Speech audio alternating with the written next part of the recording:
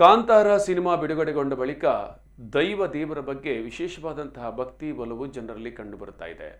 ಇನ್ನು ಕಾಂತಾರ ಸಿನಿಮಾದ ಪಂಜುರ್ಲಿ ದೈವದ ಕಥೆಯಂತೆ ಕಾಪುವಿನ ಶಾನುಭೋಗರ ಮನೆಯಲ್ಲಿ ದೈವದ ಕಥೆ ಇದೆ.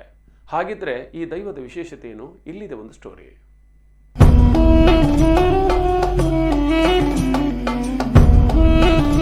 ತುಳುನಾಡು ದೈವಗಳ ನೆಲೆಬೀಡು ಎಂದರೆ ತಪ್ಪಾಗಲಾರದು.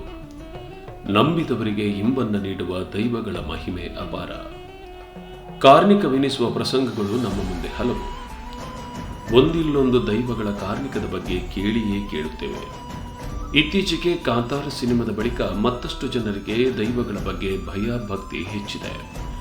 ಆದರೆ ಉಡುಪಿ ಜಿಲ್ಲೆಯ ಕಾಪು ತಾಲೂಕಿನ ಮಜೂರು ಗ್ರಾಮದ ಕರಂದಾಡಿ ಎಂಬಲ್ಲಿ ಮಾತ್ರ ರಿಯಲ್ ಕಾಂತಾರ ಬಹಳ ವರ್ಷಗಳ ಹಿಂದೆಯೇ ನಡೆದಿತ್ತು.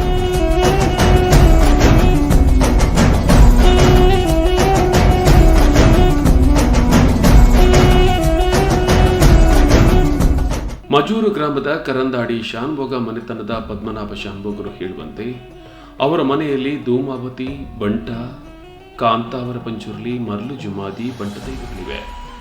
ಕಾಂತಾರದ ಕಥೆಯಂತೆ ನಮ್ಮ ದೈವದ ಕಥೆಯಲ್ಲೂ ಸಾಮ್ಯತೆ ಇದೆ.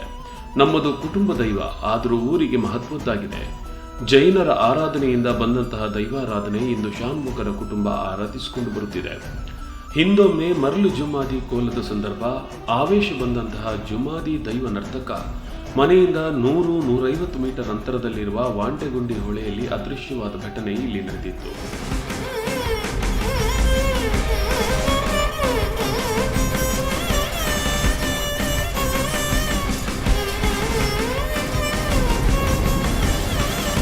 ಈ ಧೂಮಾವತಿ ಕೋಲದಲ್ಲಿ ಕೋಲ ಕಟ್ಟಿದಂತಹ ನರ್ತಕರು ಧೂಮಾವತಿ ಆವೇಶ ಆಗಿ ಅದು ಇಲ್ಲಿಂದ ಓಡಿ ಇಲ್ಲಿಂದ ಒಂದು 100 ಮೀಟರ್ 100-150 ಮೀಟರ್ ದೂರದಲ್ಲಿ ಒಂದು ಒಂಟೆಗುಂಡಿ ಅಂತ ನಮ್ಮ ಈ ಹೊಳೆ ಉಂಟು. ಒಂಟೆಗುಂಡಿ ಅಂತ ಆ ಒಂಟೆಗುಂಡಿ ಅಂತ ಹೇಳುವ ಜಾಗದಲ್ಲಿ ಬಿದ್ದು ಆದರ್ಶವಾಗಿದೆ. ಅದರ ಬದಿಯಲ್ಲಿ ಒಂದು ಪಾಪೆಗುಂಡಿ ಅಂತ ಉಂಟು. ಎರಡು ಅಲ್ಲಿ ಆ ಜಾಗ ಇದು. ಇಲ್ಲಿ ಮುಂದೆ ಬರುವಾಗ ನಮ್ಮ ಕರಂದಾಡಿ ಬ್ರಹ್ಮಸ್ಥಾನ ಉಂಟು. ಅಲ್ಲಿ ಎದುರಿಗೆ ಅದರ ಬೆಮ್ಮರಗುಂಡಿ ಅಂತ ಇದೇ ಹೊಳೆಯಲ್ಲಿ ಅಂತೂ ಈ ಹೊಳೆ ಪಿಲಾರ್ ಕಾರಣದಿಂದ ಬಂದಿದೆ. ಅದು ಪಾಂಗಾಳ ಆಗಿ ಸಮುದ್ರ ಸೇರ್ತದೆ. ಮಜೂರು ಗ್ರಾಮದ ಕರಂದಾಡಿ ಮತ್ತು ಇನ್ನಂಜೆ ಗ್ರಾಮದ ಮಡಂಬು ಗಡಿಭಾಗದಲ್ಲಿರುವ ಹೊಳೆಯಲ್ಲಿ ವಾಂಟೆಗುಂಡಿ ಮತ್ತು ಪಾಪೆಗುಂಡಿ ಅನ್ನುವಂಥ 2 ಆಳವಾದ ಪ್ರದೇಶಗಳಿವೆ. ಪಾಪೆಗುಂಡಿಯು ಆಳವಾಗಿದ್ದು ಅದರಲ್ಲಿ ದೈವದ ಪಾಪೆಗಳು, ಪರಿಕರಗಳು, ಮೂರ್ತಿಗಳು, ಕಲ್ಲುಗಳು ಇರಬಹುದು ಎಂದು ಗ್ರಾಮದ ಹಿರಿಯರು ಹೇಳುತ್ತಾರೆ. ಹಾಗೆಯೇ ಇಲ್ಲಿ ನಡೆದಿರುವ ಅನೇಕ ಘಟನೆಗಳಿಗೆ ಯಾವುದೇ ಲಿಖಿತ ದಾಖಲೆಗಳಿಲ್ಲ. ಹಿರಿಯರು ಹೇಳಿದಂತಹ ಕಥೆಗಳನ್ನೇ ನಾವಿಂದು ನಮ್ಮ ಮಕ್ಕಳಿಗೆ ತಿಳಿಸಿಕೊಡುತ್ತಿದ್ದೇವೆ ಎನ್ನುತ್ತಾರೆ. ಊರಿನ ಜನ ತಮ್ಮ ಇಷ್ಟಾರ್ಥ ಪೂರೈಸಿದ್ದಕ್ಕಾಗಿ ಕೃತಾರ್ಥರಾಗಿ ಹರಕೆಗಳನ್ನು ಹೇಳುತ್ತಾರೆ. ಸಂತೋಷ್ ಕಾಪು, ಸ್ಪಂದನ ಟಿವಿ.